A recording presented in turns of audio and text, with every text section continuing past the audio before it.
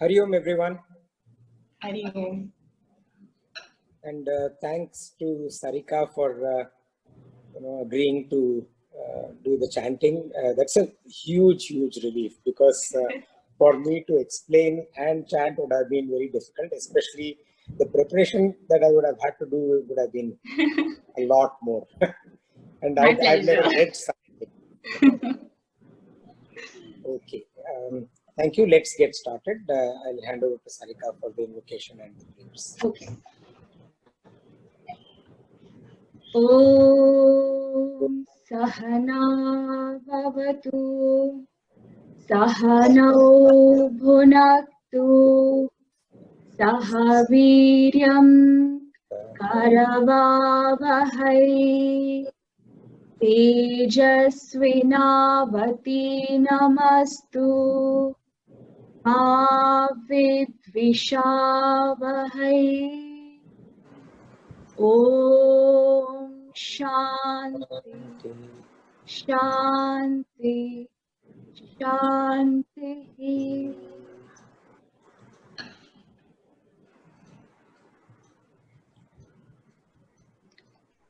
So we'll do the Gita Dhyanam. Om Parthaya Pratibhuditam Bhagavata Narayanena Swayam Vyasena Grahitam Purana Munina Madhye Mahabharatam Advaitamritavarshini Bhagavati Ashtadashadhyayini Amba Tvamanusadhami Bhagavad-gite Bhavatveshini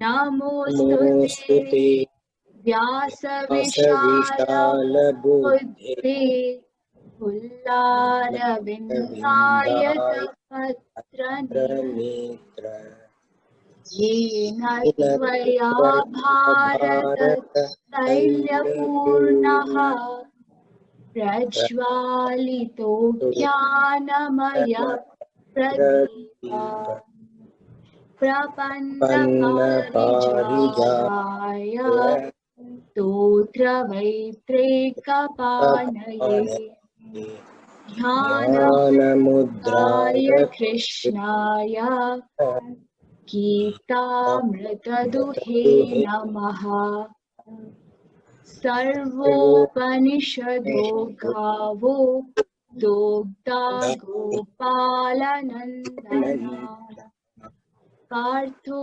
Vatsasudhe Dogda Dogdam Gita-mritam mahat Vasudevasudham devam Kamsa-chanūramardhanam Devaki Paramanandam Krishnam Vande Jagadgurum Bhishma-drona-tata Jayadratha-jala Andhara-nilotpala Shalyagrahavati Kripena Vahani Karnena Velakula Ashwathama Vikarna Ghora Duryodhana Vardhini Hirna Kalupandave Rananadi Kaivartakakeshava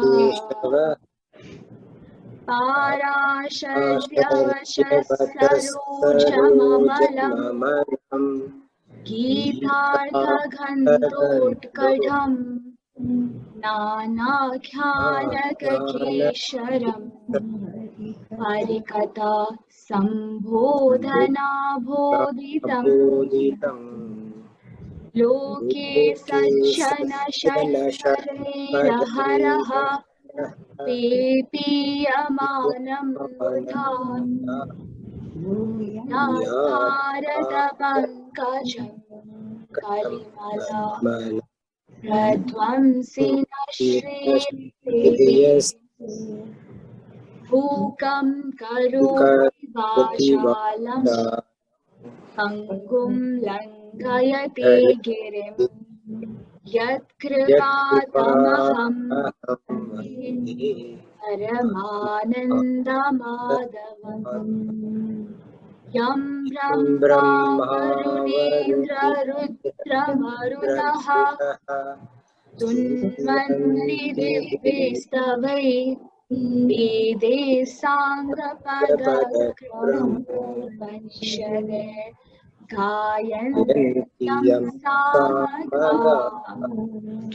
Dhyanavastita Tadgatena Manasa Pashyanti Yam Yogino Yashyantam Navidussura Suragana Devaya Tasmai Namaha Devaya Tasmai Namaha Devaya Tasmai Namaha.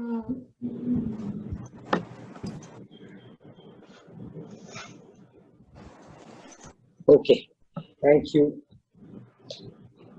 So, see, there is unanimous agreement on one thing, and we have seen that earlier also. And I have actually asked around a lot of people, various age groups, age agnostic, 80, 85 years old, 90 years old, 15, 20, 25 years old, 11, 10 years old, young teenagers, 7, 8 years old, 6 years old. And I asked them, what is it that you want in life, other than all your daily wants, ultimately, what is it that you want? And unanimously, almost instantly, people tell me that they all seek, if there is one thing that they all seek in life, that is happiness. And we also saw this, that this is the Parama Purushartha of human beings. This is what human being seeks in terms of the ultimate happiness. We describe this happiness as something that is deep, touches our core, so that we feel happy from deep within us, and something that is everlasting, if possible, as long as it can last, everlasting. This is also termed as Brahma Prapti. Brahma means complete, Prapti means attainment. So complete attainment, and complete attainment of that perfect happiness. Another way to look at Brahma Prapti is moksha, or we have often heard of the term salvation, liberation, moksha. That is another way to look at Brahma Prapti. And moksha means essentially to be free. Moksha essentially means to be free. And when we say to be free, from what?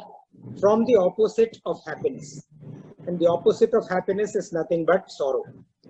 So to be free from sorrow, to be free from bhava, or to be free from samsara. Bhava is the sorrow that comes from this world, which is samsara.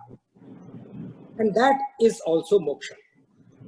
Now, obviously, freedom is all known to us. Human beings want freedom. That's probably the thing that they seek most of anything else. And, this typical human attitude of rejecting anything that binds us. Whatever that may be there that kind of holds us, binds us, we fight against it and we reject it. The latest example is that even though we have this COVID thing hovering around us and there is this, shutdown restrictions, but a lot of people don't like that. And, as much as possible, people try to not get bound by the shutdown restrictions. We don't like it, essentially. On a positive note, we have seen that traditionally humanity has kind of enslaved other human beings, enslaved other people, and those people fought against it. They unbound themselves from that kind of slavery. We have seen that in the past, women were subjugated to a lot of unreasonable expectations, and through the liberation movement, we saw the women actually setting themselves free. So all this is also good. So ultimately, human beings use their purushartha, which is human goals, to achieve that ultimate happiness and freedom from sorrow. However, one more thing that I did, I asked, so what do you mean by this happiness? And, people give me various answers. And then I asked them, do you mean that happiness essentially for you is to do what you want to do?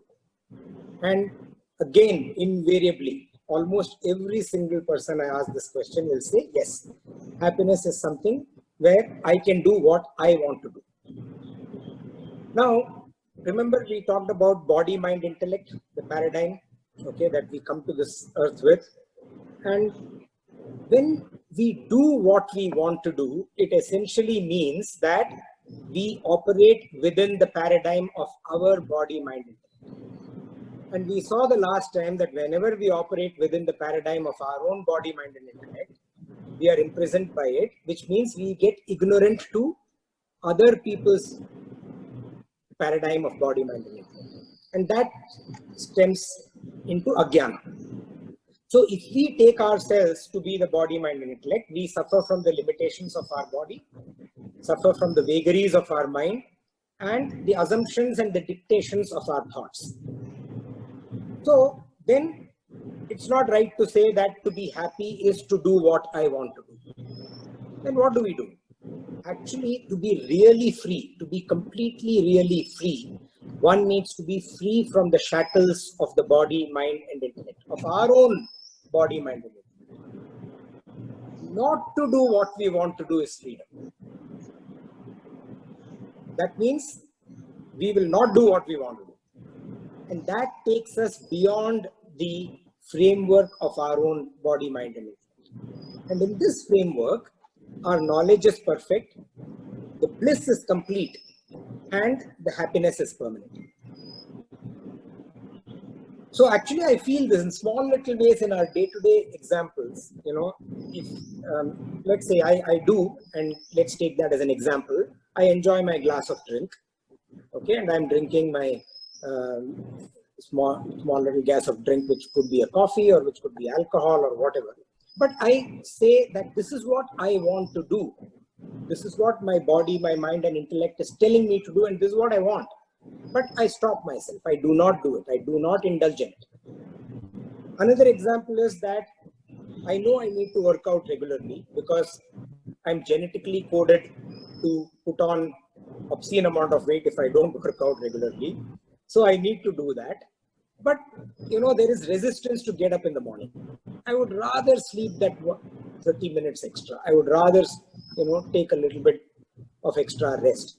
But I say no, force myself to wake up, force myself to get out of the bed, force myself into that activity. And guess what? Each time I do this, and when I look back at it after, say, an hour or 2 hours or 6 hours or one day, I've actually felt a lot better that I did that. I actually felt so much better that I forced myself to do what I did not want to do.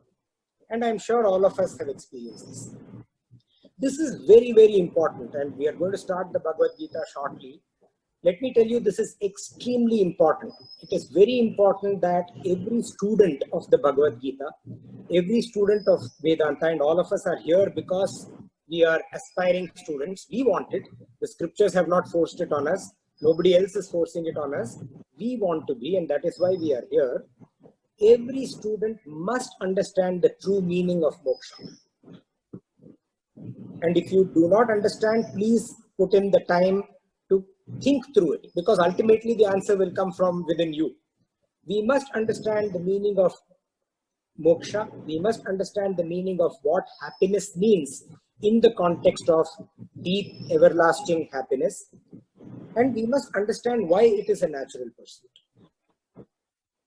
Now, we also discussed in the previous sessions the primacy of action and how action is so important for us to get happy, to be happy in life. Karma or action done with the right attitude is karma yoga.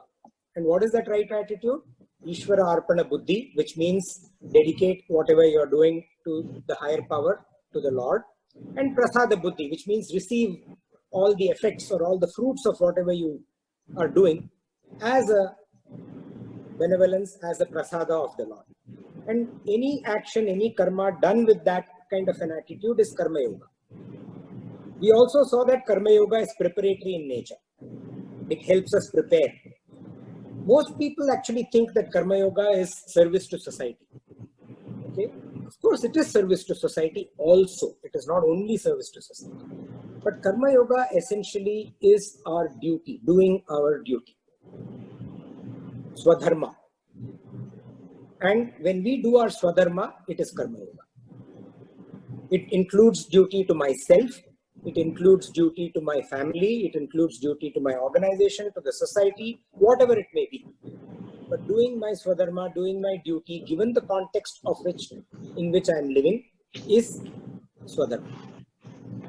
And Swadharma is nothing but right action. And this paves the way to moksha. Obstacles to Swadharma, on the contrary, are obstacles to moksha. So one of the ways to help us, prepare is to remove what we know are obstacles to moksha, obstacles to doing our duty, obstacles to Swadharma. If we can do that, what are our obstacles to Karma Yoga that we need to do? If we can pursue that, we will be making progress towards attaining that full happiness. And we also saw what these obstacles are. These obstacles are the ajnana, the ignorance that comes from being bound by our own body, mind and intellect paradigm, which means we are ignorant towards other body, mind and intellect paradigms. That leads to aham and mama, which is the sense of I and my. That leads to shoka or sorrow. That leads to moha or delusion. And that leads to paradharma or not doing one's duty properly. And finally to swadharma nasha or dereliction of duty. That is the extreme situation where we indulge in dereliction of duty. Now, why did I do this? Of course, like we have discussed earlier and some of you wanted, it gives us a kind of a small revision of what we have done in the past. But I'm doing this, I went through what I just went through also because we will see very soon, not today, but probably in the next Saturday we will see, that Arjuna is in this state where he is derelicting his duty, where he is completely imprisoned by his body, mind and intellect framework, and he is ignorant, he is in deep sorrow, he is in complete delusion, and he is not, in fact, he is refusing to do his duty. That is the reason I wanted to talk about it, which comes up in chapter 1. Now, in another ways, we human beings also, we make friends out of our sorrow. We love to share our sob stories. Okay, we love to talk about our sob stories, and we love to talk about others, gossip about other people's sob stories. Right? We do that all the time, and that then takes us again and again into this cauldron. And to be free of this, to get out of this, to be free of sorrow and delusion, it's a great art. And a person who is able to master this art masters action and is able to do right action or swadharma. Now in the Mahabharata, there are 100 Kauravas and there are 5 Pandavas. The 100 Kauravas essentially are representative of the so many negative tendencies in us that lead us to do paradharma, that lead us to do wrong action, that take us away from right action. And the 5 Pandavas are the divine impulses, the divine tendencies that take us towards swadharma or right action. They represent those, they are representative of those. We must keep this in mind because we are not Arjuna, but we are in a very similar situation as Arjuna. We are not Sri Krishna, we don't have Sri Krishna preaching us the Bhagavad Gita, but we have the Bhagavad Gita text to read. And we have other texts also which give us similar messages.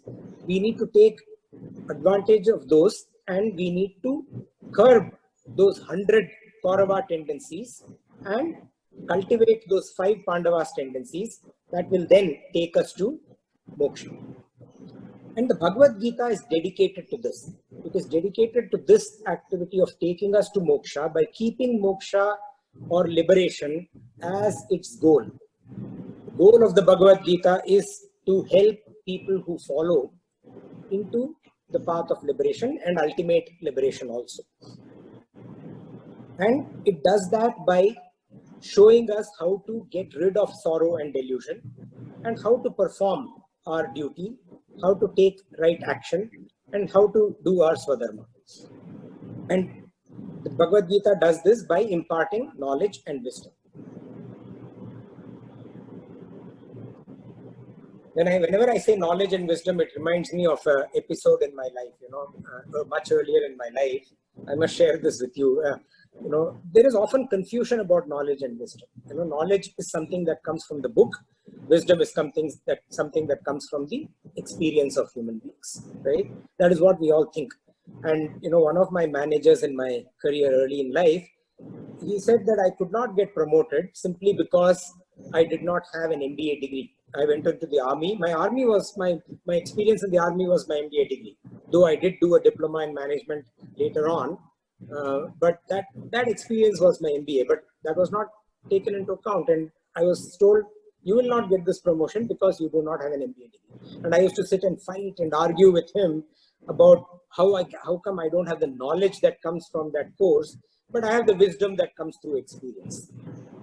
And when I send these notes to you, I'm sending you something that I really love. I've come to love this in my life. This is a quote by C. Rajagopalachari, who was the first Governor General of India. And in fact, C. Rajagopalachari is the author of the book that I recommended all of you to read, the Mahabharata, written by C. Rajagopalachari. You must read that. Very succinct, beautifully written book. I'm going to read out this quote, but my request to you is that please go back when I send these notes to you. Please do understand these. These are golden words. And they show that, they present a beautiful picture of knowledge and wisdom. The way of freedom, the way of devotion. Sorry, I'll repeat it again. The way of devotion is not different from the way of knowledge. When intelligence matures and lodges securely in the mind, it becomes wisdom. When wisdom is integrated with life and issues out in action, it becomes bhakti. Bhakti is nothing but devotion. Knowledge, when it becomes fully mature, is bhakti. If it does not get transformed into bhakti, such knowledge is useless tinsel. I will repeat this. If it does not get transformed into bhakti or devotion, any knowledge is useless tinsel. To believe that jnana and bhakti, knowledge and devotion, are different from each other is ignorance. If Sri Adi Shankara was the seer who brought us a lot of scriptures in the Hindu mythology. If Sri Adi Shankara, who drank from the ocean of jnana as easily as one sips water from the palm of one's hand, sang in his later years hymns to develop devotion, it is enough to show that jnana and bhakti are one and the same. So it is very important that we use our karma as karma yoga, which is right action, as a preparatory step, and then develop jnana and bhakti, or knowledge and devotion, as solutionary step. We read about this in the past, as solutions to help us attain moksha. Now, mastering action is not, there is no tonic. Okay, there is no medicine that is available. There is no tonic that you drink it and you master action. The only way to master action is to eliminate wrong thinking. And the only way to eliminate wrong thinking is to cultivate right. It's not easy work, but it needs to be done. That's the only way. There can be no two ways about this. There are no honest lies in life. And honest lies is a complete dichotomy. When I was really young, for the first time, we got this weird looking thing from the Himalayas. It's nothing but we all know of it as walnut, right? The akhrot or the walnut. It looks very funny from outside, very hard shell. And I was told that inside it is a beautiful edible thing. And my mother at that time told me, when I cracked open that hard shell, I saw brain-like thing. This walnut looks exactly like a human brain. And my mother used to tell me that eat this, it will make your brain stronger. It will make you more intelligent. See, it looks like a brain, it will help your brain. So that is an honest lie. Mothers do it extremely well, right? But there are no honest lies in life. So the message of the Bhagavad Gita is to be free of sorrow and delusion, perform right action, purify your mind, get your mind to be single-pointed, and pave the path to liberation or to moksha. With this, we start our study of the Srimad Bhagavad Gita. Let us take 5 seconds. We don't have to recite an invocation prayer, but let us take 5 seconds, close our eyes, and invoke in our minds Bhagavan Sri Krishna before we start with the chapter 1 of the Bhagavad Gita. Okay.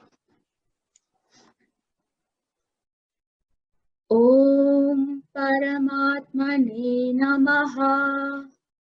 Om Paramatmane Namaha. Atha Prathamodhyayaha. Arjuna Vishadha Yogaha. The next verses, So, everyone can repeat after me. yeah, so I would, Yeah. Sarika, 1 second. I was actually going to emphasize the same point, but before you go there, so Om Shri Paramarthmane Namaha, that is also a very short invocation. Om, we have talked about what we mean by Om earlier, the single syllable name for God. Shri Paramarthmane Namaha, we are taking his name before we start. Atah Prathamodhyayaha, so or therefore, after taking his name, after taking Lord's name, her name, we are starting with the Prathamo, the first, Dhyayaha, Adhyaya means chapter. And what is the first chapter? Arjuna Vishadha Yoga. The state of Arjuna in sorrow is the name of the first chapter. And we will see that as we go through the chapter. Let's continue. Dhritarashtra Uvacha. Dhritarashtra Uvacha. Dharmakshetre Kurukshetre.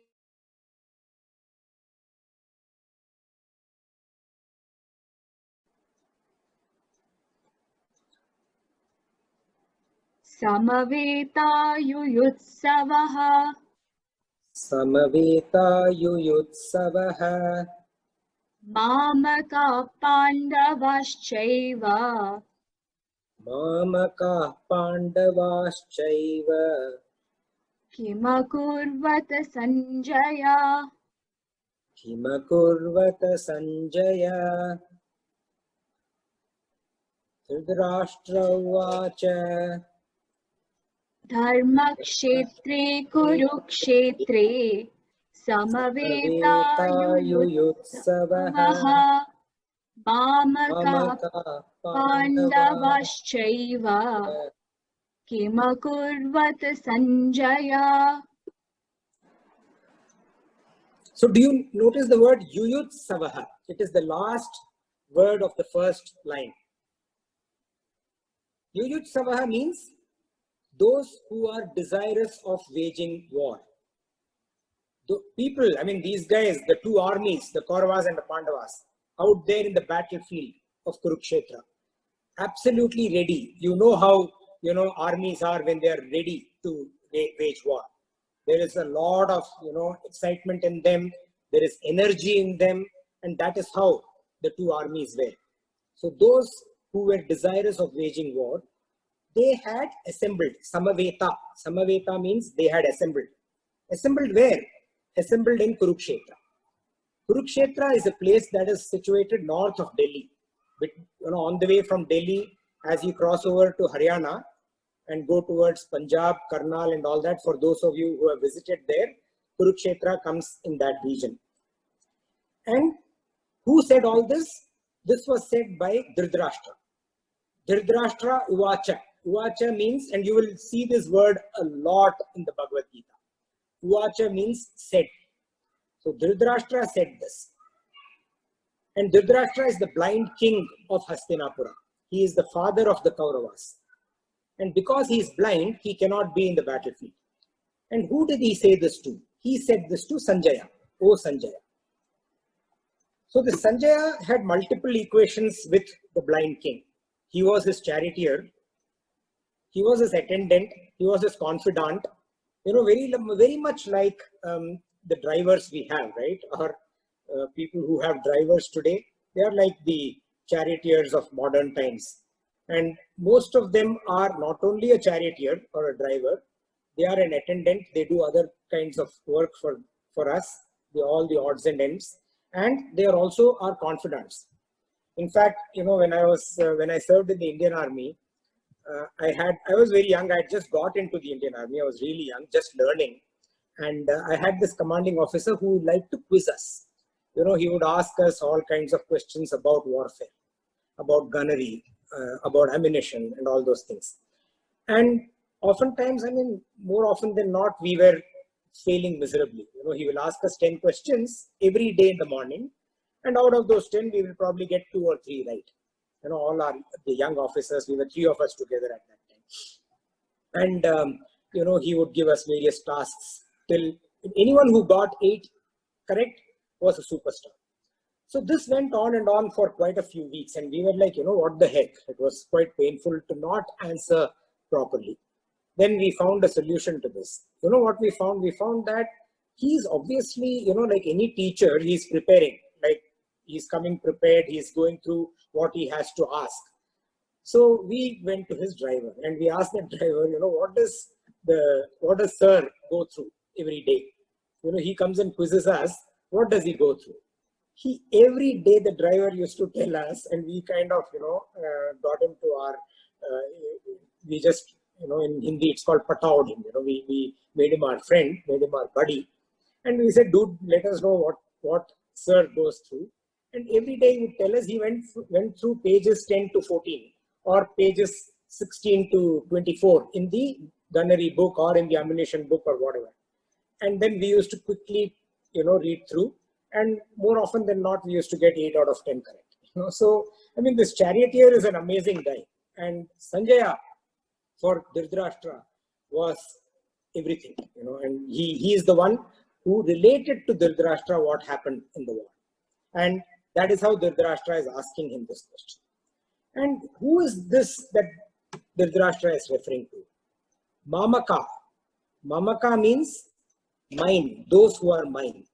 Now, everyone actually, directly or indirectly, whoever was there in the battlefield was his, in a way.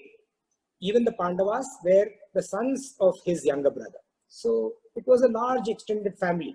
It was a large, huge extended family fighting with each other.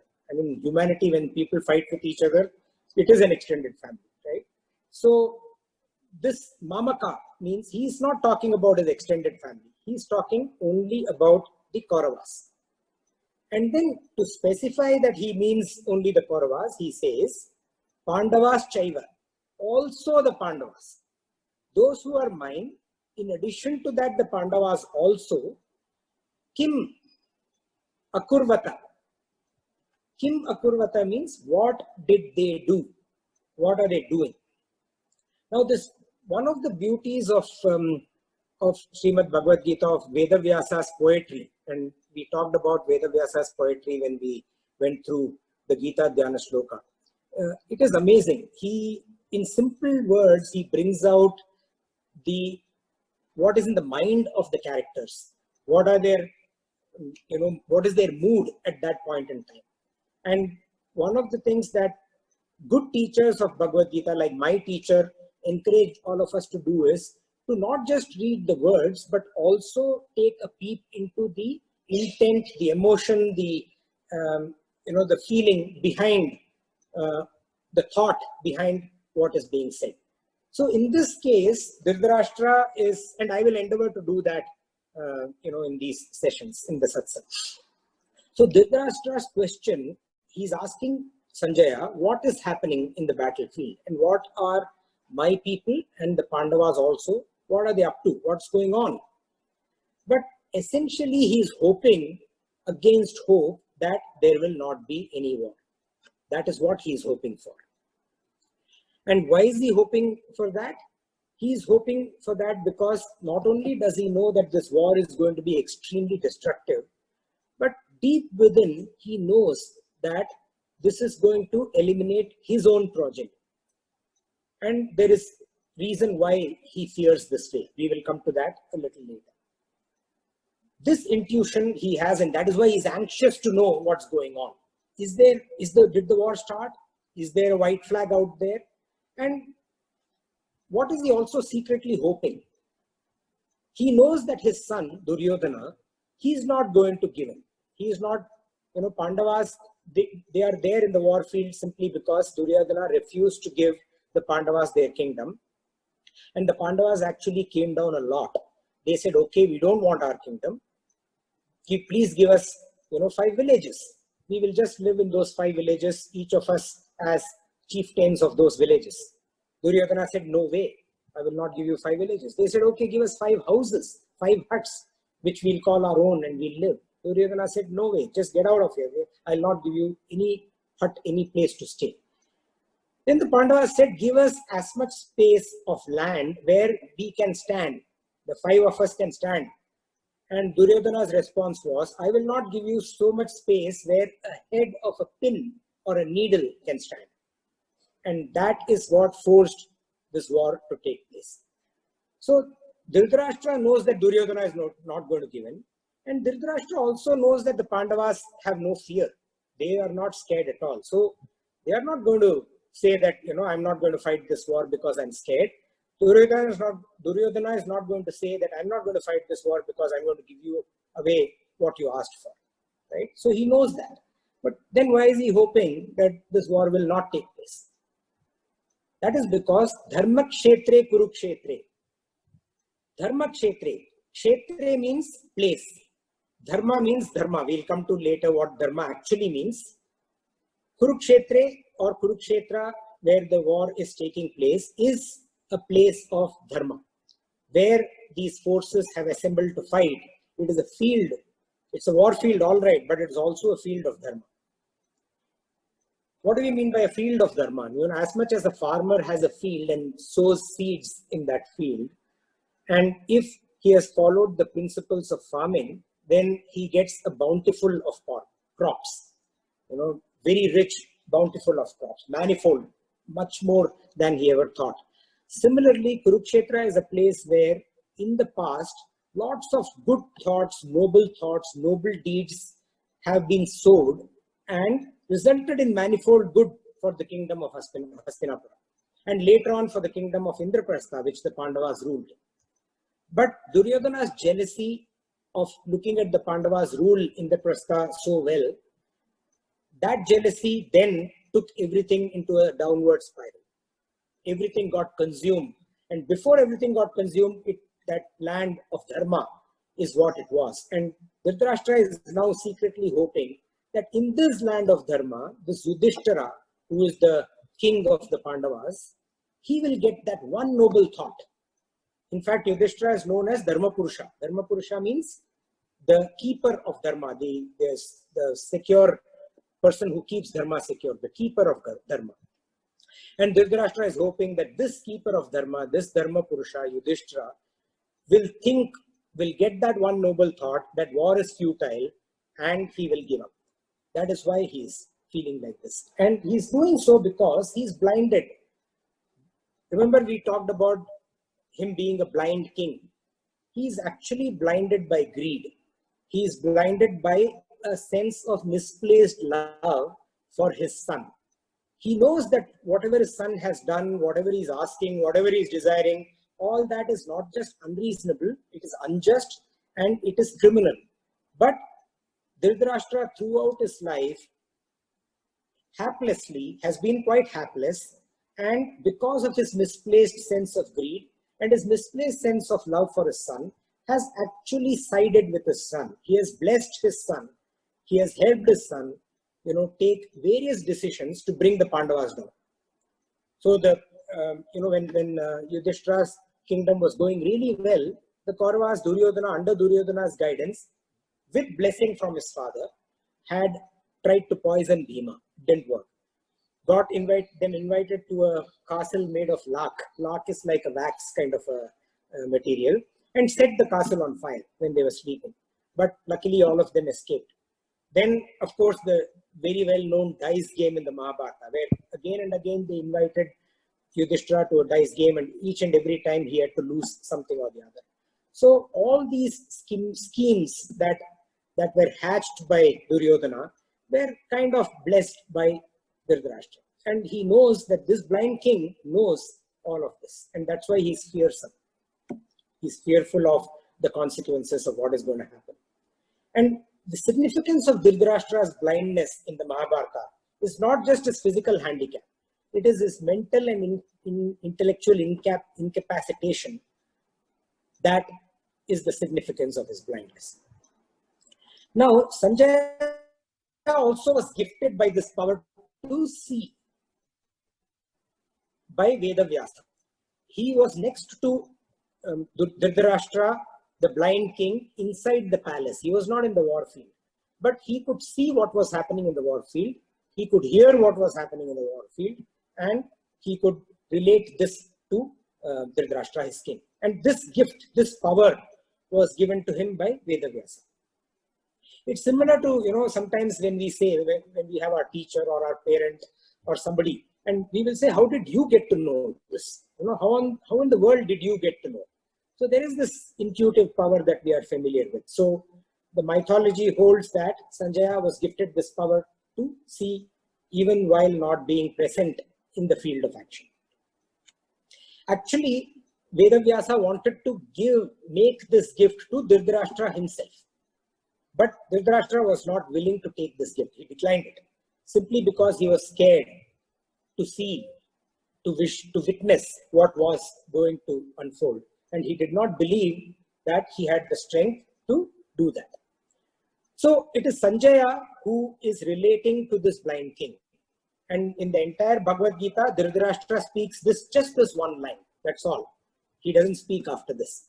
After this, what unfolds is nothing but a live report of Sanjaya to Dhritarashtra that is then relayed to us through the poetry of Sri Vedavyasa. It is like, when there is a match going on in Hindi, the term Aankho Dekha Hal is used. So there is a commentator who is watching the match and relating it to people who are not watching the match. So like that, Sanjaya is relating to Dhritarashtra and through him to all of us. Let's go to the second verse of the first chapter.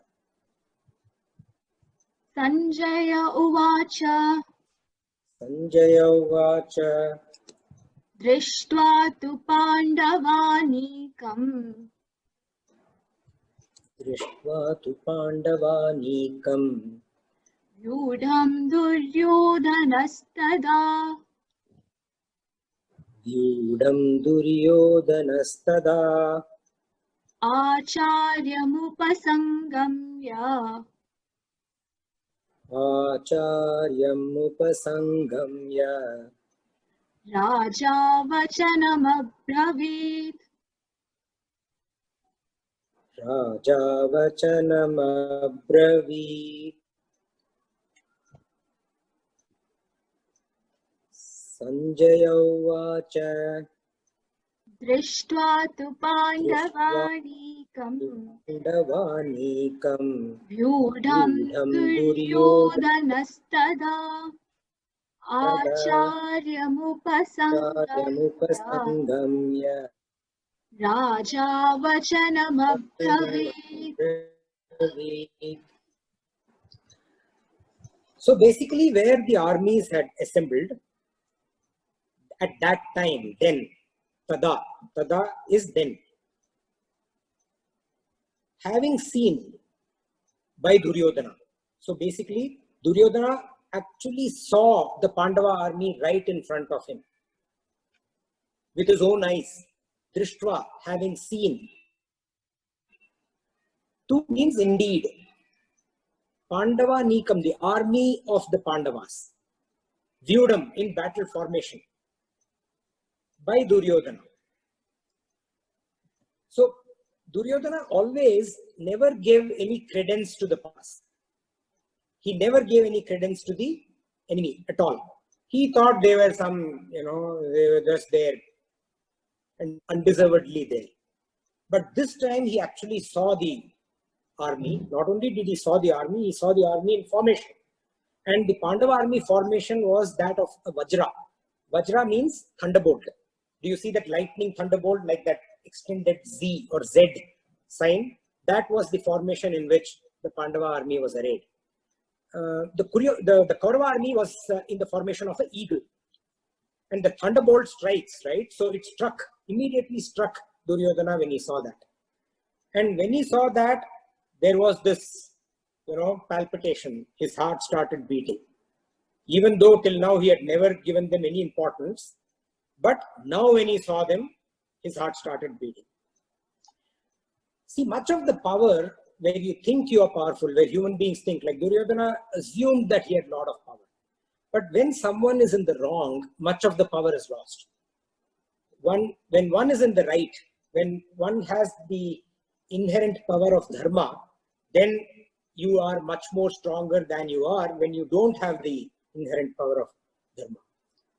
So what did he do? When he saw this, and he saw this thunderbolt formation, and suddenly he was feeling insecure, he was feeling worried, he was feeling nervous.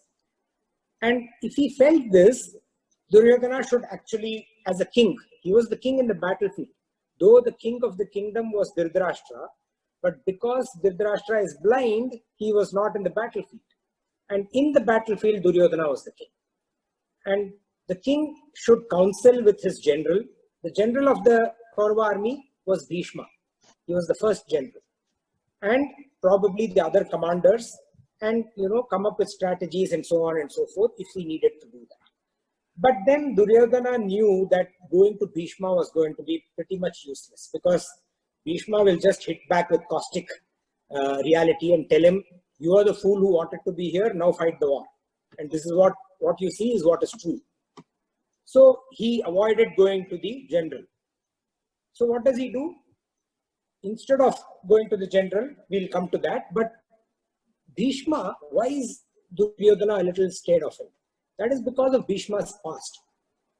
Bhishma, by the way, to give you a little bit of background, and like I told you earlier, encourage all of you to read the Mahabharata. It's a fantastic story.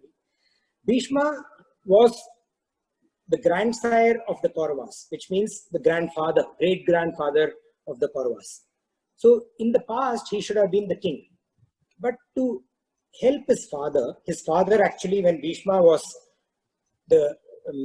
crowned to be the future king, that time his father fell in love with another lady, another maiden. And the condition that the father of that girl, that Bhishma's father fell in love with, was that her child should become the king and not Bhishma.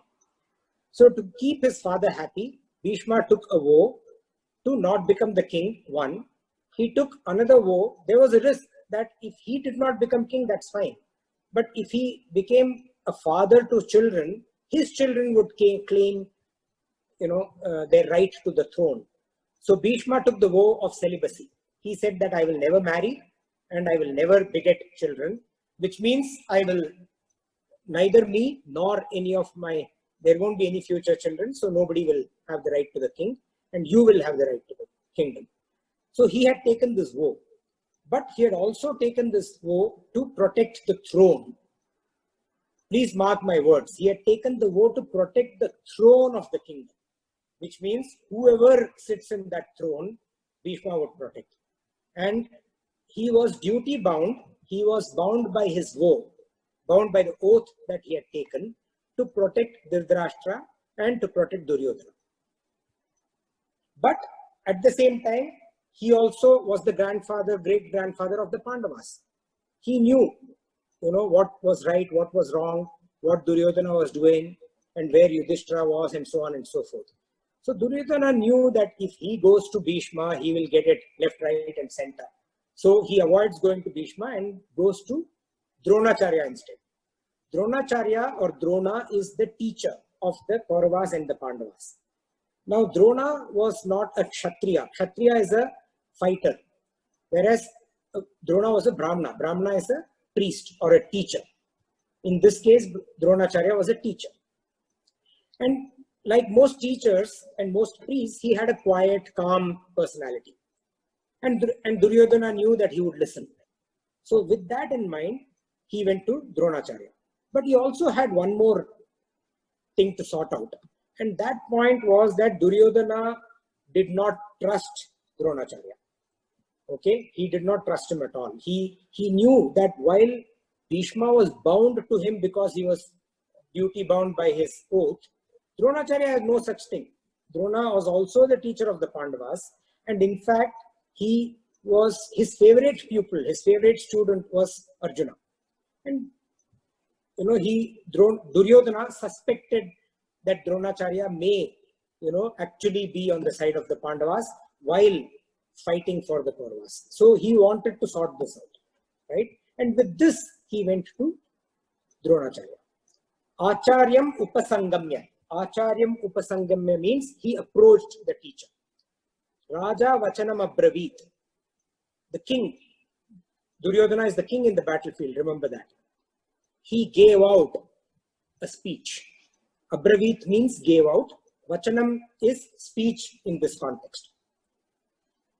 And the speech that he gave out, there are some very interesting things that he told. And from verse number 3 to verse number 11, it is all about what Duryodhana told his teacher, Dronacharya. That is what it is. We will now go to verse 3. Pashyetam Panduputranam Pashyaitam Panduputranam Acharya Mahatim Chamum Acharya Mahatim Chamum Vyudham Drupada Putrena Vyudham Drupada Putrena Tava Shishyena Dhim Mita Panduputranam Acharya Mahatim Chamum Vyudham Drupada Putrena Tava Shishyena Dhimata. In between, Sarika, your voice is kind of getting, we can't hear you. Okay. So, actually, Drona knows this, right? He knows he's the teacher of Duryodhana and all the other Kauravas and Pandavas. And as soon as he saw Duryodhana approaching him, it's almost like, Drona looks the other way. It's like that, oh my God, this guy is coming towards me. Now what? Oh no, not again. That kind of a, thought process in his mind. But then Duryodhana grabs his attention. Pashya. Pashya means behold, see. So he is actually literally yelling. And this is the beauty of, Sanskrit and Vedavyasa's poetry. So any other word used could have been that he spoke. But here, no. He's saying, behold, see, Pashya. Oh Acharya. It's an exclamation. So he's actually commanding his Acharya to see. Okay. Itam Mahatim Chamum. See this great army. So Duryodhana is showing which great army? Panduputranam. The army of the sons of Pandu, who are the Pandavas. See this great army of the sons of Pandu, this large great army. Now, the fact is that the Pandava army had 7 regiments, whereas Duryodhana's army regiments. But then, now this is the nervous, unstable Duryodhana speaking. See this great army. Vyudham. Vyudham means arranged in formation. And by who? Tava Sishyena. Your student, your disciple. Your disciple has arranged this great army in this formation. Dhimata, the wise Drupada Putrena, the son of Drupada. So Duryodhana is literally vomiting out to his teacher. Now, please know that his teacher knows everything. He is the one who trained the other army also. They are capable of fighting because they have been trained by Dronacharya. And Duryodhana is trying to tell his teacher a very small portion of what the teacher already knows. But that is his nervousness, his fear that is coming out like vomit, literally. And he is scared. And he says, look at this, look at them. And what? He's also not only telling his teacher to see, he's kind of slipping in an insult. You taught them. Because of you, they are like this today. And he uses the choicest of words. He says, Drupada Putrena. Now, this is of very big significance here because there is a history that Drona and Drupada share. There is a history of enmity that Drona and Drupada share. Dronacharya and Drupada were students together. They were classmates when they were students. They learned, various aspects of life together. They went to the Gurukul together. So they were obviously very, very good friends, great friends. They were so good friends that while Dronacharya was a Brahmana, Drupada was a king, or to be king in future. And he had promised his buddy that I will give you half my kingdom. They were that friendly. But later on, when he actually becomes king, Drupada forgets about it. He actually starts looking at Dronacharya as a lower than his stature, does not give him that kind of importance, and basically, does not live up to his word. He does not give him half his kingdom. Forget about does not giving him half his kingdom. He also kind of insults Drona when he reminds him of his promise and throws him away. So Drona essentially is known to have lived in abject poverty, till he was employed. And please note the words here. He was employed. He was given a job by Bhishma to train the Kauravas and the Pandavas. So that was a job that he was given. And till then he lived in abject poverty. And he always had this grudge that his friend not only did not fulfill his promise, which is okay, but he also insulted him. So after he trained the Kauravas and the Pandavas, he told the Kauravas, go fight with Drupada and I want half his kingdom. The Kauravas, the story goes, went and fought with Drupada and actually lost. Drupada beat them. And Drona then tells the Pandavas to go and fight with Drupada. Pandavas go and actually win the battle. And Dronacharya gets half his kingdom and he becomes a king. In addition to being a teacher, Dronacharya becomes a king. Now, even though Drupada's army was beaten by the Pandavas, he saw how valiant these guys were, and actually the Kauravas had lost to him and the Pandavas had beaten him. And Arjuna played a very big role in this warfare, in beating Drupada. So secretly, Drupada always wanted for his daughter Draupadi to marry Arjuna. And he also wanted for his son Drishtadyumna to take revenge from Drona. And both these wishes of his actually came true.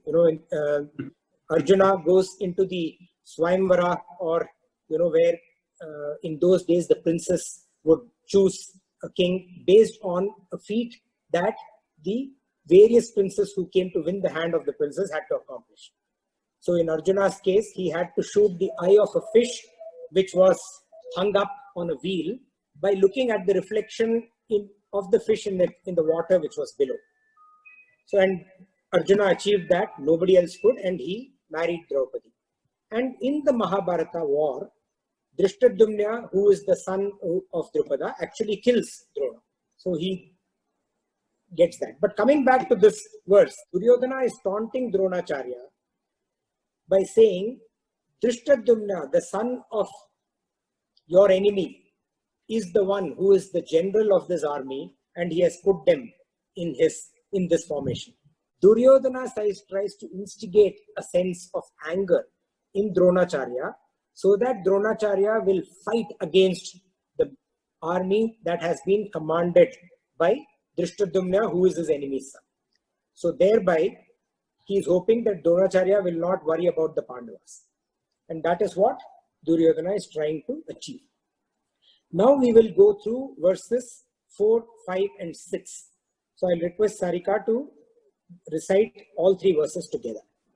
Yeah. Atra shura maheshvasa.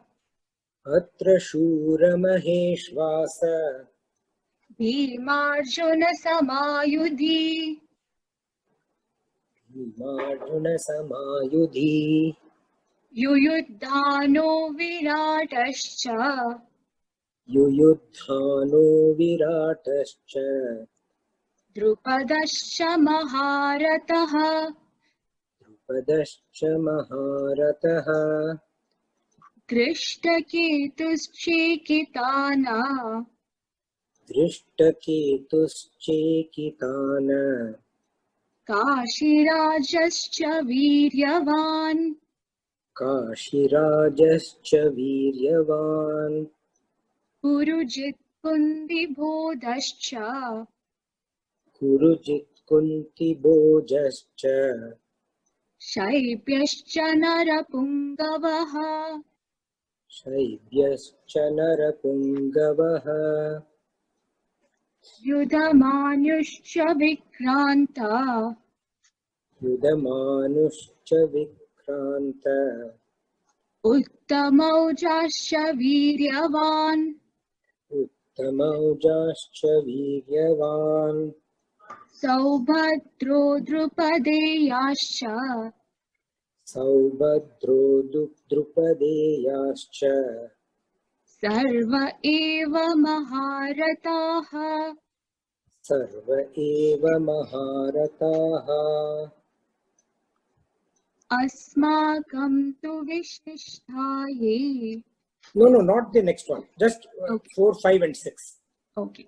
So Now we'll do it together. yeah. Atra Shura Maheshwasa. Maheshwasa Bhimarjuna Samayudhi Yuyudhano Viratascha Drupadascha Maharataha Drishtaketuschikitana Kashirajascha Viryavan Purujit Kuntibodascha Shaibhyascha Narapungavaha Yudhamanyuscha Vikranta Uttamaujascha Viryavan Saubhadro Draupadeyascha Sarva eva Maharataha.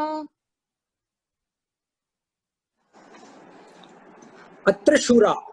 Now it is 5:05. I'm going to continue till we do about 10 or 11 verses. Okay, today 10 to 11 verses. We'll definitely not be able to do 80, which I had mentioned earlier. Atra Shura. Atra, in their army. Shura means great warriors. Maheshwasa, wielding large, impressive bows. Bhimarjuna Samayudhi. In warfare, each one of these people are equal to Bhima and Arjuna. And he says, let me list some of their names for your benefit. Now, Dronacharya, like we said earlier, all knows each one of them. They have been taught by him. Actually, if Dronacharya starts quizzing like teachers do, Duryodhana will not know who they are. But here he is telling Dronacharya, let me list these people for you. Yuyudhano, Virata, Drupada. These people, Yuyudhano, Virata, Drupada, these are names of warriors in the Pandava army. They are all Maharatha. Maharatha means a person who is single-handedly capable of defeating an army of 10,000 troops or 10,000 warriors. Not fighting, not able to fight an army of 10,000 warriors. A person who can single-handedly defeat an army of 10,000 warriors is a Maharatha. Actually, a Ratha means a person who can defeat an army with 1,000 troops.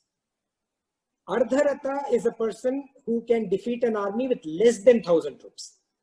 And Adhiratha is a person who can defeat an army between 1,000 and 10,000 troops. A Maharatha is someone who is unbelievably powerful. And they are wielding these great weapons. Drishtaketu. Drishtaketu is another warrior, another valiant. Drishtaketu was the king of Kashi, and Chekitana, both of them, he refers to them as Viryavan or valiant. Purujit, Kunti Bhoja, Saibhya, these are all best among men. Not just the Maharathas, even the others are among the best among men. They are people of great valor. Yuyudhamanya. Vikranta means extremely strong and powerful. Uttamauja, who is extremely brave. Saubhadra. Saubhadra means the son of Subhadra. The son of Subhadra was Abhimanyu. He was known to be an amazing warrior. And the Kaurava army had to actually go to great lengths to plan the defeat of Abhimanyu. Draupadeyascha. Draupadeyascha means the sons of Pandava, the sons of Draupadi. Now, Subhadra, who is Arjuna's wife, had one son, and Draupadi, who is the wife of Pandavas, who was won over by Arjuna, had 5 sons. And these 5 sons, they are Prativindya, Sauta Soma, Shrutakarma, Santanika, Shrutasena. These are the 5 sons.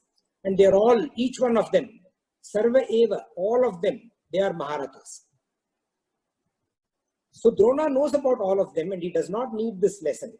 In fact, if Duryodhana would pay heed to Drona, he would advise, please go talk to Yudhishthira, enter into a treaty, strike a deal, and let's get out of here. This war is not worth fighting. And like I had said earlier, the Pandavas had come down so much. You don't even have to give them a kingdom. Give them 5 houses to stay, they will go away. But then Duryodhana is not saying all this to get away from war. In fact, he had said that he will not give anything to the Pandavas. Sometimes what happens is when you enumerate, like what Duryodhana had done, when you enumerate the strength of the enemy, then you start feeling even more nervous, even more overwhelmed, because these are formidable opponents. And to recover now, what Duryodhana does is, he starts listing out the strength of his own army. So the next verse onwards, he starts listing out the strength of his own army. We will read verse 1.7 now. Asmakam tu vishishtaye. Asmakam tu vishishtaye. Tan nibodha dvijottama. Tan nibodha dvijottama. Nayaka mama sainyasya. Nayaka mama sainyasya. Sanyartam tan bravimite. Sanyartam tan bravimite. Asmakam tu vishishtaye. Tan nibodha dvijottama. Nayaka mama sainyasya. Sanyartham tan bravimite. Note the word Dvijottama. So Duryodhana is addressing his teacher Dronacharya using the word Dvijottama. Now Dvijottama has 2 interpretations. Drona was a Brahmin, but at the same time he also was a king. So one of the meanings of Dvijottama is the best among the twice born. So Duryodhana is calling Dronacharya the best among the twice born, referring to his Kshatriya role, that of a king, the role of a king, as his second birth. And Dvijottama also means the best among Brahmins. So he is referring to Dronacharya as the best among Brahmins. He's saying this because he says the best among Brahmin can only become a king. So he is almost insulting his teacher by telling him that he's the best among the Brahmins, so he can become a king. So he's saying that you please know the best among Brahmins, the names of these who are most distinguished amongst our army, in my army. These are the leaders of my army. And for your information, I'm going to name a few. Tan Nibodha, so that you get to know.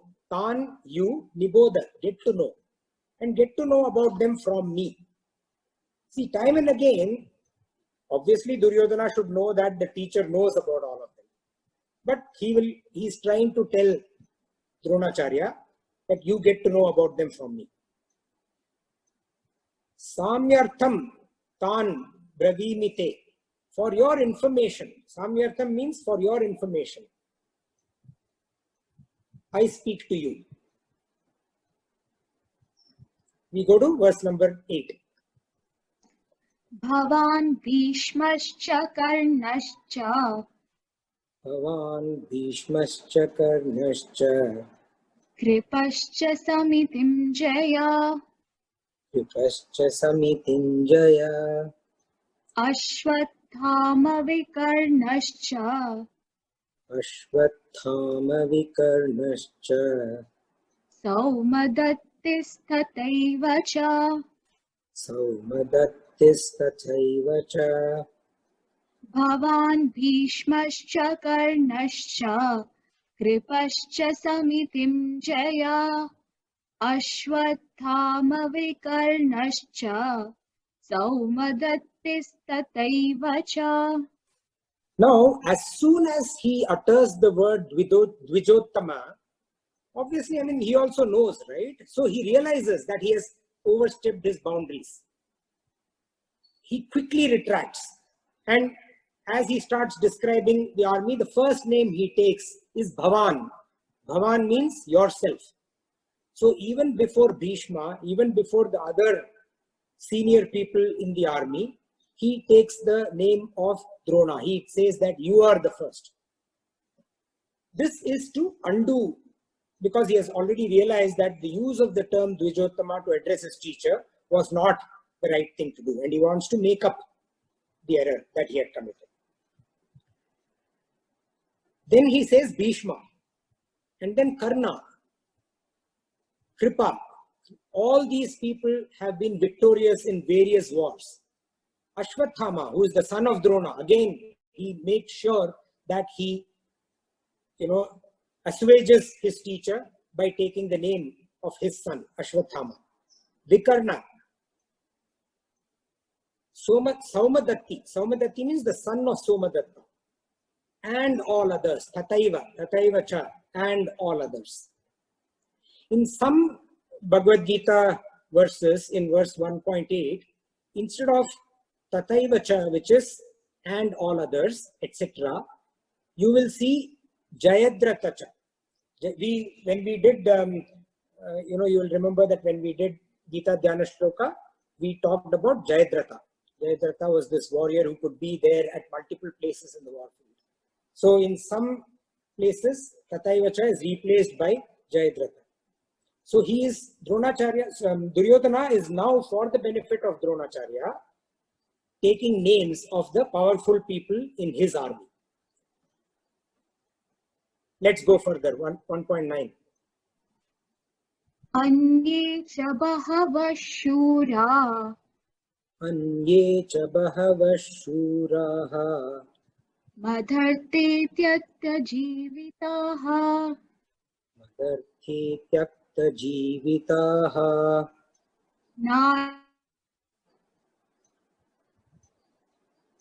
नानाशस्त्रप्रहरणाः सर्वे युद्धविशारदाः अन्ये च भवशूराः मदर्ते त्यक्तजीविताः नानाशस्त्रप्रहरणाः सर्वे युद्धविशारदाः. So he's saying Anye, others, and Bhavaha, so many of them, Shura, heroes. Others, so many of those heroes, for my sake, Madarte means for my sake, they are determined to give up their lives. Tyakta means give up. Jivitaha, their lives. So there are so many others. I cannot list so many of these valiant warriors. All of them are determined to give their lives for my sake. And they are armed, Nana Shastra Praharanaha, which means armed with and capable of, not only armed with, but also capable of discharging various weapons, variety of weapons and missiles. And they are very skilled, all of them. Sarve, Yuddha means in warfare. Visharadaha, they are very skilled and experienced in battle. So in this verse, Duryodhana is listing out 5 ways that his army is better than the Pandava army. The first way is Bahavaha, which means number, in number. we are much more in number, in numerical strength. Remember, we talked about 11 regiments of the Kaurava army as compared to 7 regiments of the Pandava army. Shura, our people are a lot more valiant. Tyakta Jivitaha, they are willing to give up their life. I don't think the Pandavas will give up their life for Yudhishthira, but my people will give up their life for me. Shastra Praharanaha, they are adept in weaponry. And Yuddha Visharataha, that's the 5th one. They are skilled in warfare. We'll go to the 10th verse. Aparyaptam tadasmakam Aparyaptam tadasmakam bhalam bhishmabhirakshitam balam bhishmabhirakshitam paryaptam tvidamiti paryaptam tvidame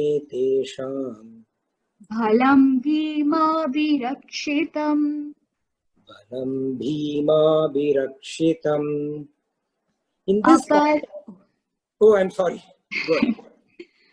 Aparyaptam tadasmakam bhalam bhishmabhirakshitam paryaptam tvidamiti sham bhalam bhimabhirakshitam. In this context, the word balam means army. So Duryodhana is talking about his army being unlimited. Aparyaptam means unlimited. Asmakam, ours, which is protected.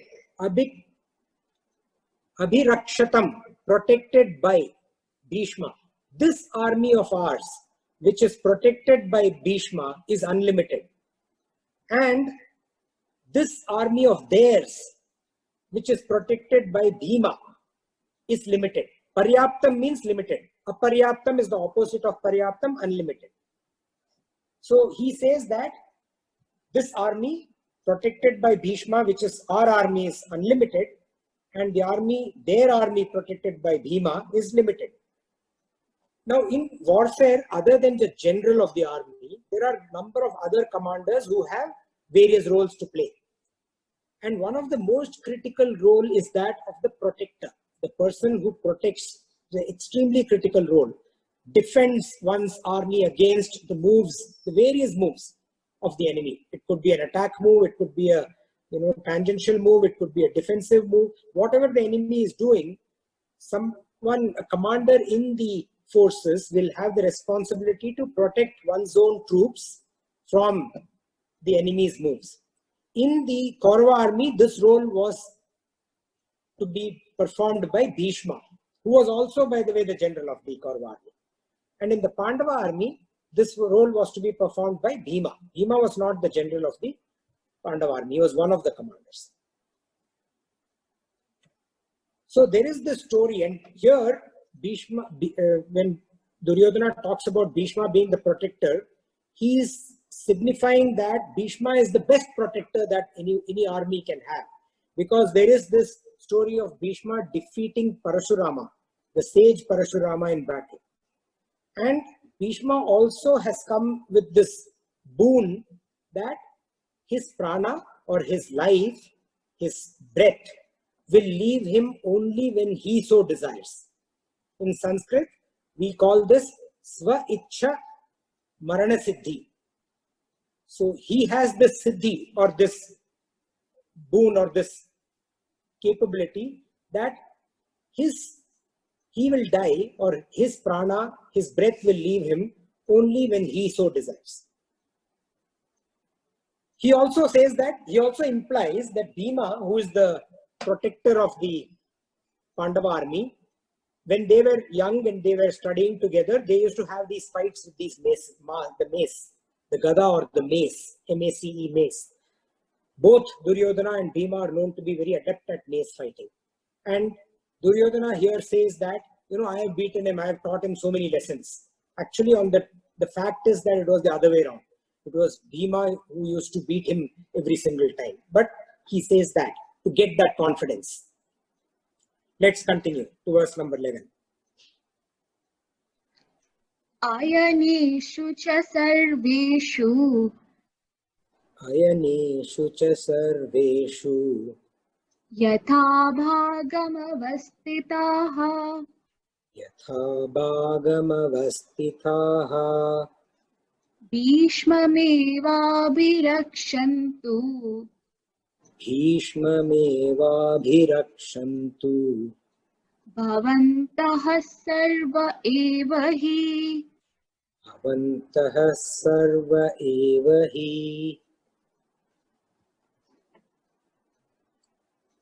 अयनेषु च सर्वेषु यथा भागमवस्थिताः भीष्ममेवाभिरक्षन्तु भवन्तः सर्व एव हि.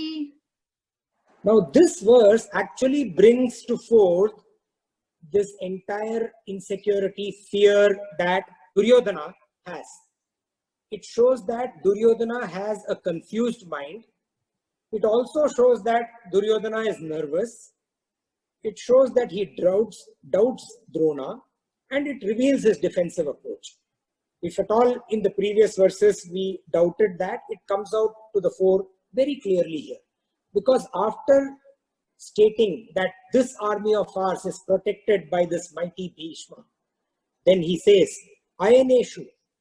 In this, Ayaneshu means in the strategic positions that people are holding in our army. Sarveshu, in all the places, wherever they may be located in the field of battle. Yatha Bhagam, as per their divisions. There are various divisions in this 11 regiments of the army. As per their divisions, wherever they may be, whatever strategic points they are holding, wherever they are stationed, avastitha, wherever you are stationed. Bhishma eva, Bhishma alone, abhirakshantu, you protect. Bhavantaha is you, abhirakshantu is protect. All of you. So this means that Duryodhana now, in addition to talking to Dronacharya, is addressing everyone else. He's saying, wherever you may be stationed as part of this army, whichever division you may be part of, whatever your strategic role may be, whichever strategic point on the location you are stationed at, wherever you are, your only duty is to protect Bhishma alone. So basically what is he doing? He is saying Bhishma is the protector. Bhishma is the one who has the role of protecting the army against the moves of the enemy. And he has commanded now all his commanders, whatever they may be doing, you have to protect Bhishma. Now, who will do the other job that the army has to do? Whatever they have to do in terms of attacking, in terms of, flanking, whatever they may have to do. So what has he done now? He is asking everyone, irrespective of what their roles are, to protect Bhishma. Now this speech is being heard by everyone. All of his own troops, all of his own commanders are listening to this speech of the king. And if he is allowed to continue, there is going to be a calamity even before the calamity. So somebody has to act. Now Drona has been quiet all this while. He has not spoken a word. He has not uttered anything. Bhishma has also been listening. And Bhishma decides that time has come. He needs to shut Duryodhana up. Because the more he continues, more chaos there is going to be. And how does he shut him up? Because if he tells Duryodhana, Duryodhana is going to get into a debate with him. There is no point in counseling with him at this point in time. And why would Bhishma waste his breath counseling? Because already Duryodhana is misguided. They all know that. So what Bhishma chooses to do is, without seeking the permission of the king, normally the general of the army, before launching war, seeks the permission of the king. And he goes to the king and says, may we have your permission to start the war? In this case, Bhishma does not do anything of the sort. He gives out a giant roar of a warrior, picks up his conch and plays it loudly. That's the sound of the war bugle. he gives out and he sounds the war bugle, thereby launching the war. So he not only does he decide to shut Duryodhana up, Bhishma decides that time has come, let's get on with it. And he sounds the war bugle. So we will pause today. We will end the satsang here today, and we will take up from here. We have completed up till verse 11. We will take up from here, the next verse onwards on next Saturday. Okay, so thank you very much. Sarika, I'll request you to do the final invocation, and then I have taken up almost all the time, including the discussion time. So we may have a kind of a shrunk discussion today. We can go on for a little longer also, but we can do a shorter discussion also today. Thank you. Hari Om. Om Asato Ma Sadgamaya Tamaso Ma Jyotirgamaya Mrityorma Amritam Gamaya.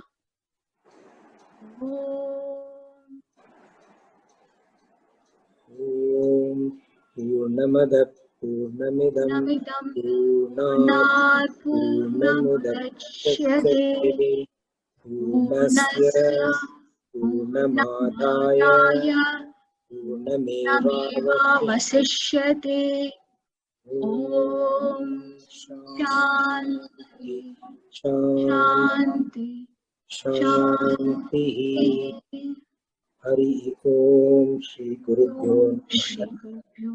Hari Om. Thank you. Does anyone have any thoughts, comments? Hi, I have a question. Yes. Is that Sakshi? Yeah. Please go ahead. Yes, Sakshi here. I might have missed this part, but why didn't Duryodhana give in to the demands of Pandavas? Was it just because of his ego, pride, or greed? And then do we sort of kind of see that as a foreshadow playing throughout the whole war, that, you know, if you do give in to your ego, pride, then, I mean, that's your downfall right there. Is that then all of this is in a foreshadow play that we see, sort of? That's true, yes. So there are few reasons behind this. One is that Duryodhana, the Kauravas and the Pandavas grew up together. They went to school together. They learned the art of warfare together. I briefly touched upon, Duryodhana implying that Bhima, who I, taught him so many lessons in the art of mace fighting, he is the protector of the Pandavas. But actually, it was the other way around. In all their lives, in all their childhood, the Pandavas in every field were always considered better by everyone else than the Kauravas. So Duryodhana, from his childhood itself, he was, kind of jealous. There was this jealousy that had crept into him from the time that he was young. When the time came for somebody to become king, the populace of the kingdom chose Yudhishthira. That made Duryodhana even more angry. So, throughout, from the childhood, that sense of inferiority leading to a sense of insecurity, leading to a sense of anger, not getting the kingdom initially, all of that put together, he took a vow. In fact, he said that if he had to give Pandavas the kingdom, he would rather come. He took a vow with his dad, with his father, Dhritarashtra, that if you force me to do that, I will commit suicide. Oh. And all of this is the reason why Duryodhana does not want to give it and would not give it. Okay.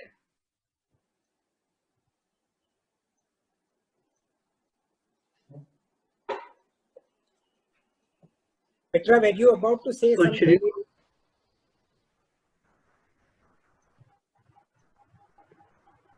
Shrini, I must compliment Sarika for immaculate pronunciation, very sweet voice. I am very sure if we will do this, even in my thick skull, this whole thing will go in. I am very, very sure now. Thank you. Thank you, Sarika. Deepak. And Sarika will thank you too, but thank you on behalf Thank of her. you. Because, and I thank you too, Sarika. So if no one else has anything, we can call it a day, because we have actually consumed the entire time. So if anyone has a point, speak up now, or a question. Otherwise, we will conclude today. You can all enable your videos to say goodbye. Thank you all.